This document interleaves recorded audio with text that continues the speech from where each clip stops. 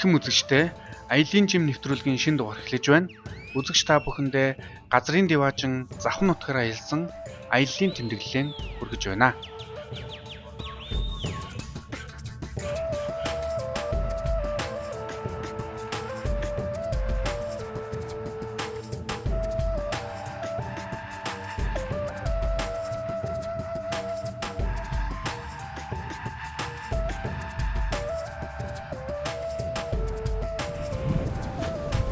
За энэ өвөр туучгийн үлжээгээд Монгол улсын анхны аваргуудын нэг шагж аваргын бэнэлсэн газар яг энэ одоо баруун аймагуд Увс завхан явдаг замаас яг 7 км чанга хоошо байдаг. Тэгэхээр энэ самбарыг бол Тосон цэнгэл хот үүсэн байгуулагдсан 90 жилийн зориулан босгосон самбар.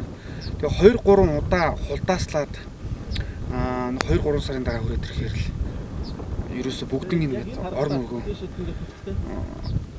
огтлоод сэндэвчээд ингээд ерөөсө хайждаг. Тэгэхээр хамгийн сүүлийн хөлбөр заавал энийг одоо олсоор ингэж баглаж хулдаасаар хийхээсээ илүүтэйгээр шууд наагаад үзэх юм бол хүмүүс илүү их одоо салгаж авах гэдэж боломжгүй, энийг ашиглах гэж боломжгүй учраас ийм үр дүнтэй авыг гэж үзэж байна.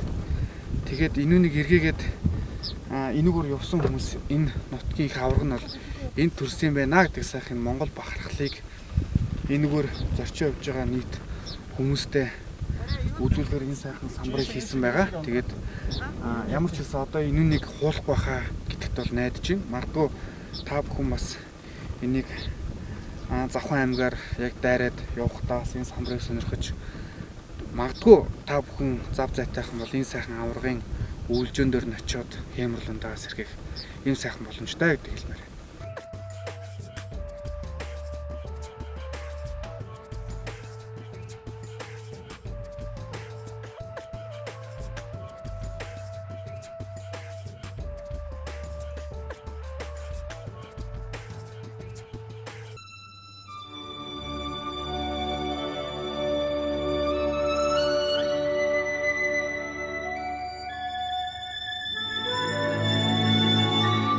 Завхан аймгийн Тосон цэнгэл сумын нутгаар урсах хожуулын гол бол завхан нутагта алдартай юм аа.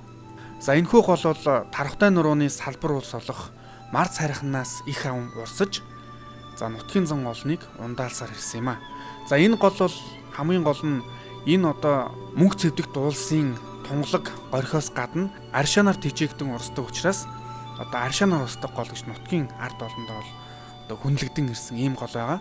Тийм учраас энэ гол бол одоо усанд ороход бол бие хариуцж сэтгэл санаа цэлмэж үнэхээр одоо бодол санаа цэгцэрдэг.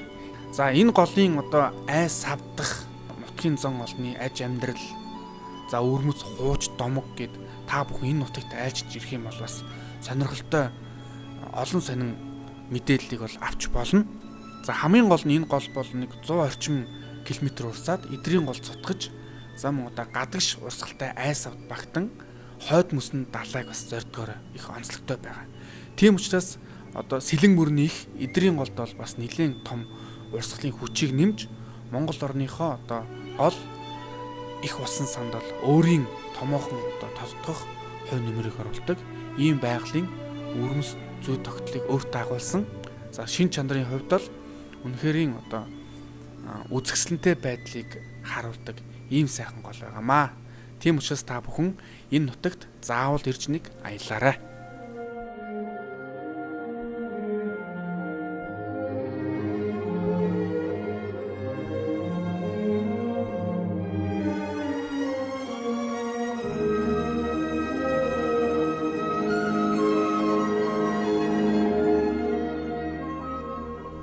Завхан нутаг маань дэлхийд гайхагдсан Балар эртний хөшөө дурсгал түүх соёлын их өвийг хадгалан үлдсэн өлгийн нутаг юм аа. За энэ сайхан нутагт эртний хөшөө дурсгалууд олон байгааг та бүхэн харсан. За үүний нэг нь бол Завхан аймгийн Их улсын нутагт орших 13 дугаар зууны үед хамаарагдах Алаг Баян хааны гүнжийн дурсгалын одоо эргэн тойронд дох хөшөө дурсгалууд юм аа. Та бүхэн харж байна. Наран ургах зүгт босгосон энэ зил чулуу бол Алаг Баян хааны гүнжийн дурсгалыг одоо хамгаалж байгаа Баатар эрийн тухайн үед одоо устгасан дайснуудын тоогоор нь босгосон ийм одоо чулуу гэж үздэг юм аа. За энэ дараастай булш бол Алаг Байван хааны гүнжийг хамгаалсан одоо тухайн цаг үед бол эд таваа гайхуулж байсан Баатар эрийн дараастай булш байна. За орчин цагт бол энэ одоо чулуун байгууламжийг бол хэрэгсүүр гэж нэрлэдгийг үзэгч та бүхэн мэдэж байгаа хаа.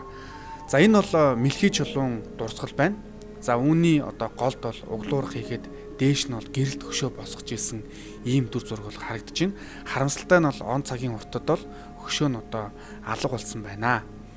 За энэ эргэн тойронд бол одоо өвөрмөц түүх домгийн олон жим байдаг. За та бүхэн цаана зам харагдаж байна. Улаанбаатар хотоос орж ирж байгаа. Ерөөсөө замаас нэг 200-300 метрийн зайд энэ одоо түүх соёлын дурсгал бол харагдаж байгаа учраас та бүхэн энэ өвөрмөц түүхийн жимээр бол бас аялаж 13 дугаар зуунд очисон юм шиг тийм сонин мэдрэмжийг олох нь дамжиггүй юм аа.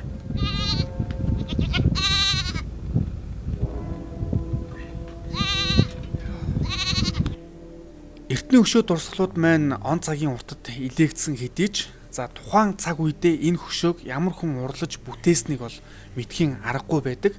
Энэ нь бол аялагчдын сэтгэлийг татаж тухайн үедээ ямар хүн хийж за магадгүй энэ хэрэгсүүр дор ямар алдартай хүн байсан бэ гэдгийг бол одоо үргэлж хайж онцгой мэт тааврыг одоо дэвшүүлж байдаг учраас энэ эртний хөшөө дурсгалууд маань аялагчдын сэтгэлийг бол үргэлж татчихийдэг юм аа.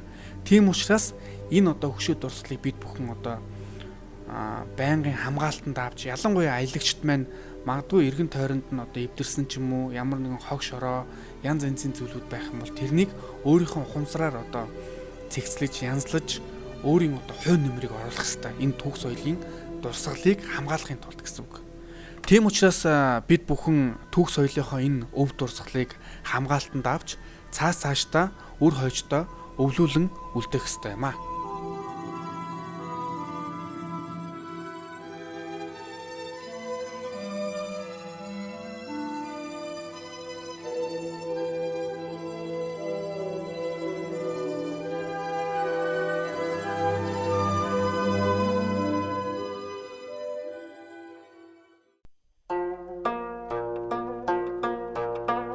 Бидний аялал үргэлжлэн Завхан аймгийн Идэр сумыг зориулаа.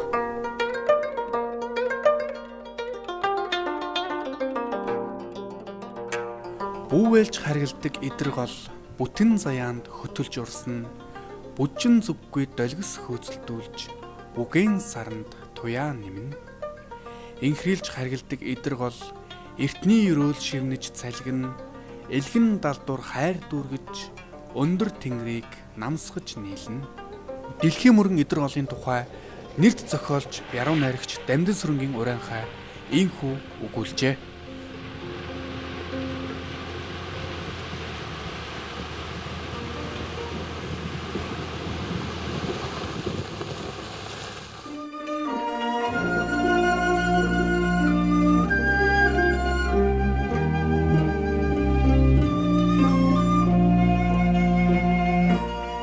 Завхан аймгийн Идэр сум бол ар халахын ялгуулсан утаг Чимэцэрэн, хам путагт Жамбал дорж нарын синтез заларсан үлгийн нутаг юм аа.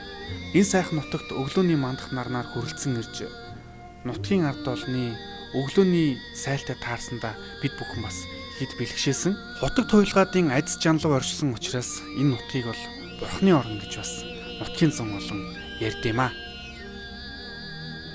Отхон тэнгэр хайрхны түшээ уулуудын нэг Сэвжид балбар хайрхан алсад харагдаж байна.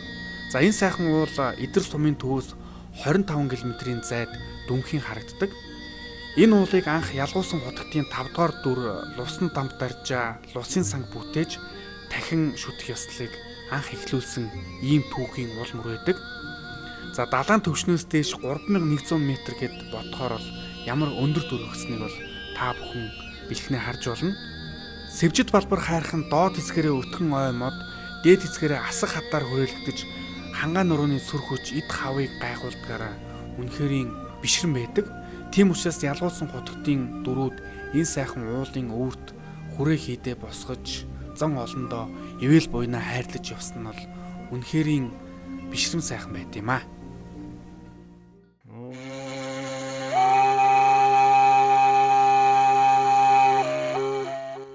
Ар халахын ялгуулсан хутагт чим цэрэн гэгээний хөшөө дурслыг үзэгч та бүхэн харж байна.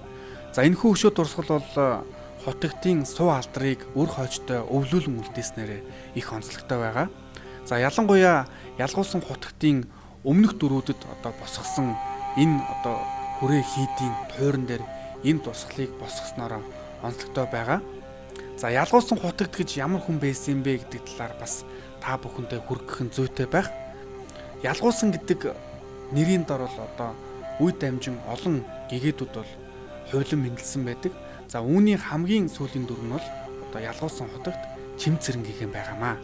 Чим цэрэн гэгээний дүрийг анх тодруулж байсан түүхийн их сурвалжийг одоо та бүхэндээ хүргэе. Богдын лүндэнгээр ялгуулсан хутагтын шин дүрийг тодруулахаар явсан хүмүүс нэгэн ядуу айлд зочлон ирсэн байна. За тухайн үед хүн гаднаас орж ирээд ээжийн хаан хувинтай сүү рүү ус хольж хийсэн. Ээж нь хүүгээ зэмлэхэд хүн ээжийн амархан гээд ус сүү хоёрыг ялгсан байгаа. Тэгээд ирсэн зочид энэ бол юр бусын хүүхэд байна гэж богдод айлтгахад бол ялгуулсан хутагтын 6 дугаар дүр мөн байна гэж айлтсан. Энэ цагаас хойш тэр хүүхдийг бол 1916 онд бол энэ ялгуулсан хутагтын хийдэд залсан ийм сайхан түүх байт юм аа.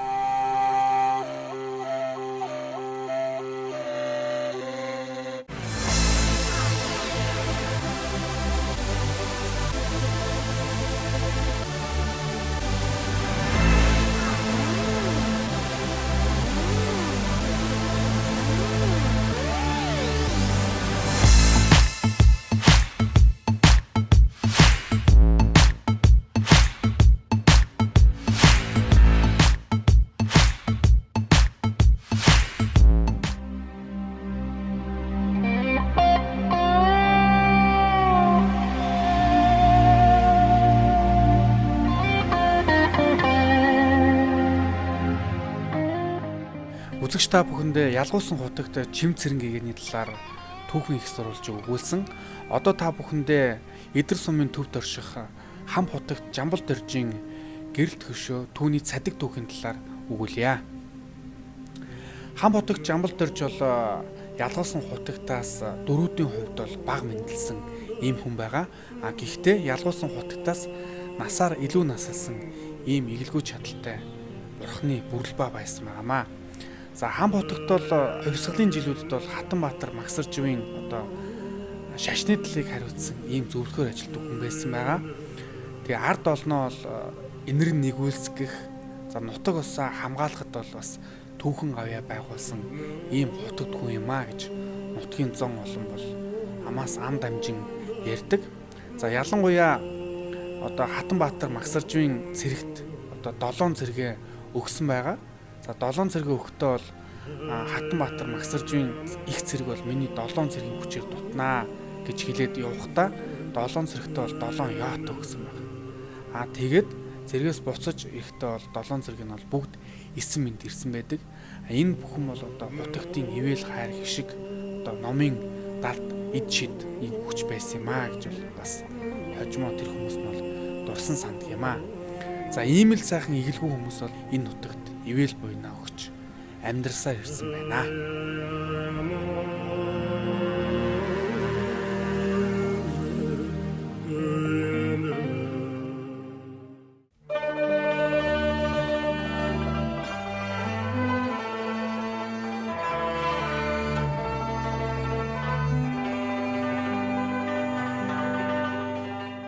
Хам хутагтын шүтэн уул бүхэн шарын нурууг алсаас харахад юмбүү хэлбэртэй зурайн харагддаг.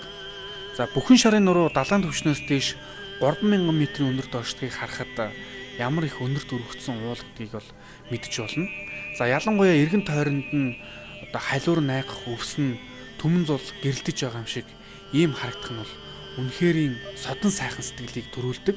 За бурхтын нутаг учраас энд бол онгон зэрлэг байдлаараа ялангуяа эргэн тойронд нь бол нутгийн зан олон зууны туршид бол тайван сайхан аж дүрэн амьдран сууж байсныг бол бэлхнээ харж болд юм а.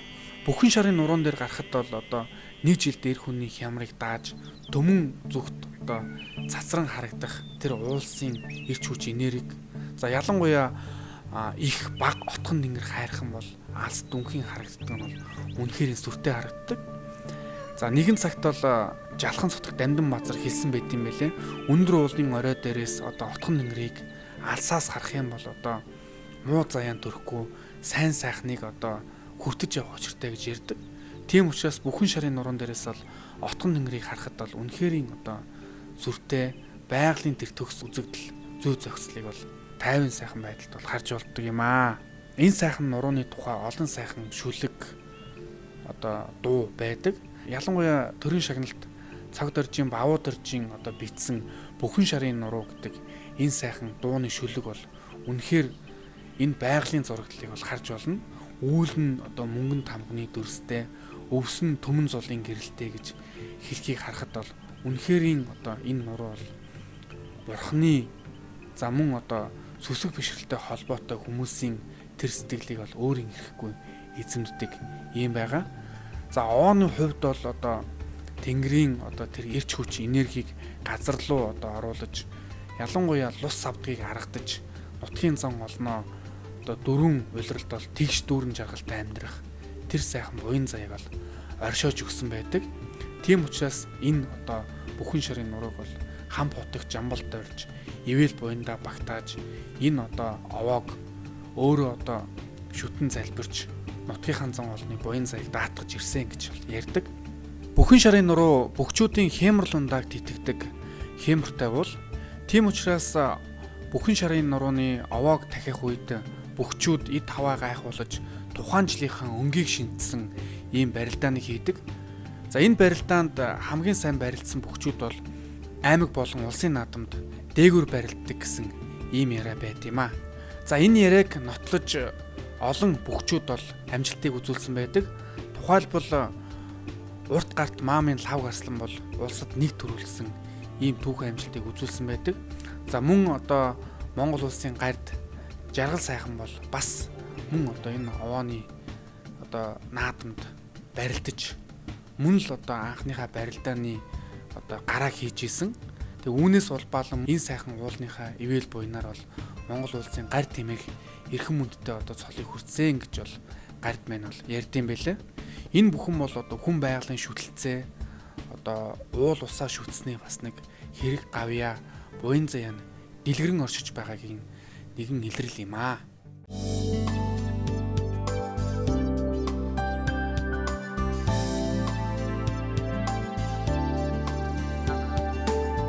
Отхон тэнгэр хайрхны ар хормоогоос их аван урсах хамгийн үзэсгэлэнтэй голуудын нэг нь бол богдын гол байгаамаа. Богдын гол нь чигстэй яруу ширээн голын цутгалыг багтаан говь хайрын бүсээр дамнан урсаж захан гол цутгадаг гадагш урсгалгүй гол юм аа. За өндөр уулын бүсээс ундран урсдаг учраас нэлийн ширүүн урсгалтай урсдаг.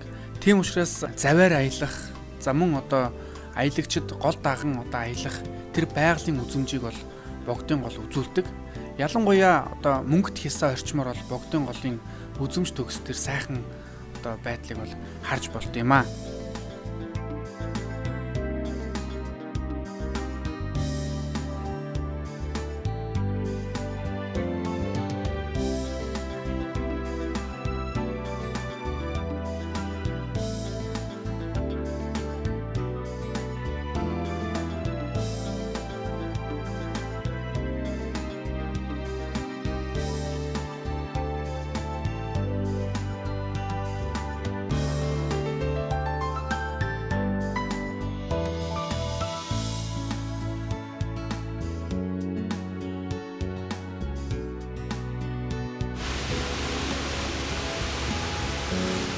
Богдын голын ширүүн урсгалыг ашиглан усан цахилгаан станцыг бүтээн цогцлоосон байгаа. За энэхүү усан цахилгаан станц нь Завхан аймгийн төв Улаастай хотыг эрчим хүчээр хангадаг ийм буянтай одоо бүтээн байгуулалт байгаа.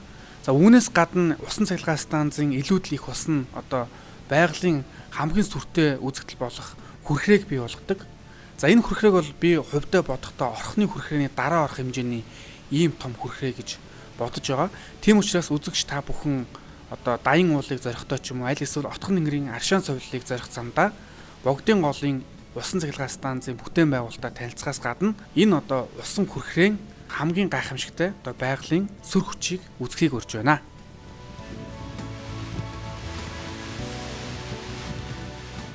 Үүлэн дойрхон нутагт үнэгэн жимээр шогшин тэнгэрт ойрхон газарт тарнын салхитай аялнаа.